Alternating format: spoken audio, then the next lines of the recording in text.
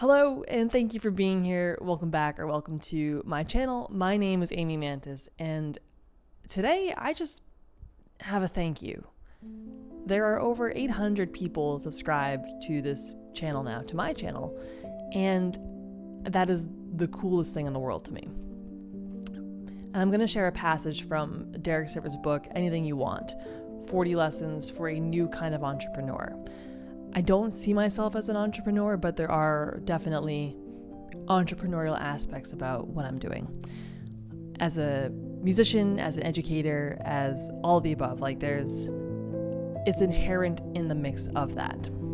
So Derek is a musician, was a musician, and then he went on to accidentally found a company called CD Baby, which was the first online retailer of independent music. And in the 90s, that was a huge deal. The passage. If it's not a hit, switch.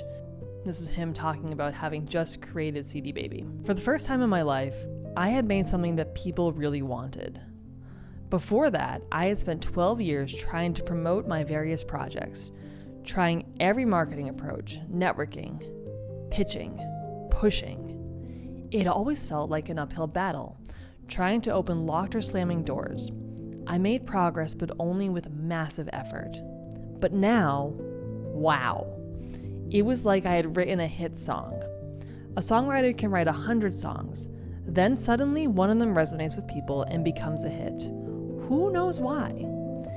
It's not that it's necessarily better, but through some random circumstance or magic combination of ingredients, people love it. Once you've got a hit, suddenly all the locked doors are open wide. People love the hit so much that it seems to promote itself. Instead of trying to create demand, you're managing the huge demand. So what's the lesson here? We've all heard about the importance of persistence, but I had misunderstood. Success comes from persistently improving and inventing, not from persistently doing what's not working. We all have lots of ideas, creations, and projects. When you present one to the world and it's not a hit, don't keep pushing it as is. Instead, get back to improving and inventing.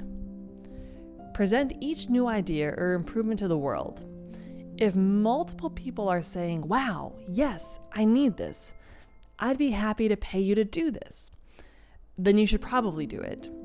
But if the response is anything less, don't pursue it. Don't waste years fighting uphill battles against locked doors. Improve or invent until you get that huge response. This feels like a huge response for me. I started playing guitar when I was 13, and now I'm 34. All I wanted to do was be in a band. I wanted to write songs, I wanted to be in a band. I went to Berklee College of Music because I wanted to form a band and go on tour. And then I spent 7-8 years studying voice lessons, taking voice lessons because my singers kept quitting and I wanted to be in a band and I wanted to go on tour. And I did that. I had a band, many bands, many versions of the same band. And I had a blast doing that and I learned so much and I love the people that I got to work with who are my friends more than I can say. And I wouldn't trade that for a second because it has made me who I am in so many ways.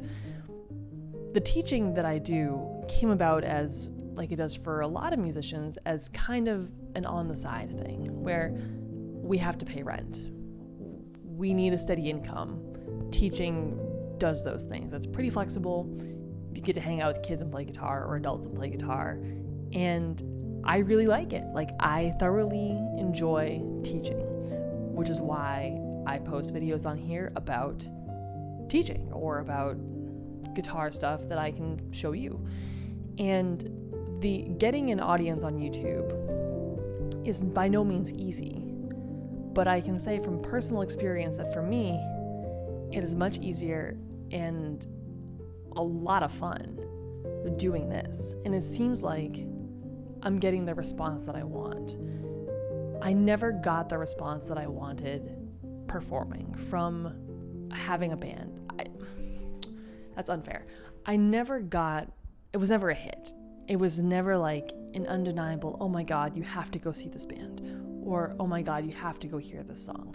Yeah, we got some radio play. We toured around. My band at Berklee got to go to South by Southwest. We got to play at the House of Blues. We were almost signed to a record deal. But all three of those things were circumstance and luck. I was really close with one of the teachers there who pitched my band to play at South by Southwest in 2012. My singer at the time, her uncle was friends with Jackson Browne, and we got to play at her uncle's fundraiser, and Jackson Browne also played at that too. My keyboard player happened to bump into Judy Collins' granddaughter at a bus stop in Boston, or outside of Boston, and showed our music, and she sent it off to her grandmother, or maybe it was her aunt. But all of those things were circumstantial. We got to work with Tom Jackson, who worked with Taylor Swift, because of a teacher at Berklee, again, who really liked our band, my band.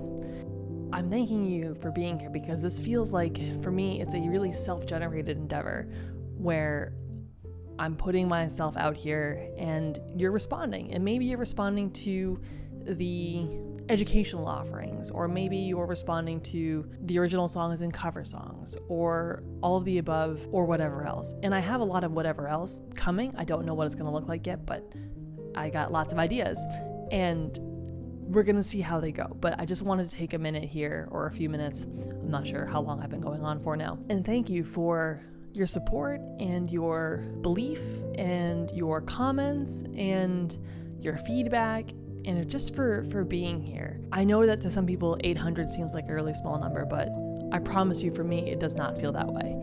I played many shows to an audience of single digits, sometimes zero if you don't count the bartender or the wait staff. A lot of us have been there. And that's part of it. Like everyone starts at zero. And I don't take Derek's words literally here, that it's like, if you play one show and it's a failure, stop.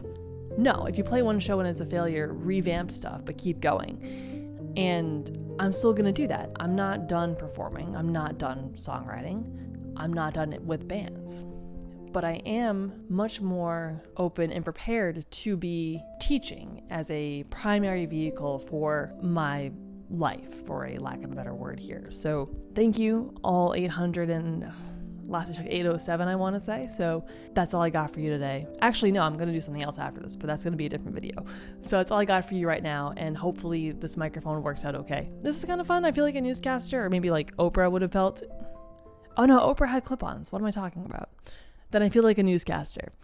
So I hope that you have a wonderful day, and thank you again from the bottom of my heart. We're only getting started here, and I hope that you stick around, come along. I tried to combine those. Stick around and come on the ride. I don't know where it's going to go, but I promise that it's going to be a good time. Cheers.